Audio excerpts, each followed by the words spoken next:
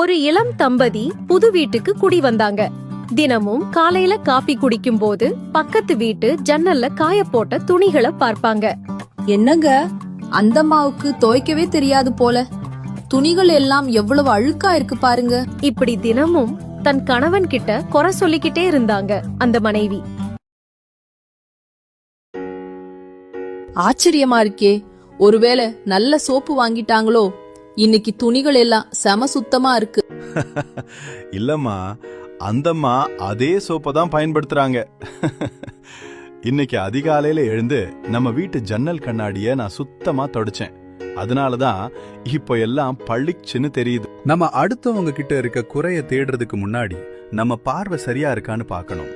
நம்ம மனசுங்கிற கண்ணாடி அழுக்கா இருந்தா மத்தவங்க செய்யற நல்லதும் நமக்கு குறையாதான் தெரியும்.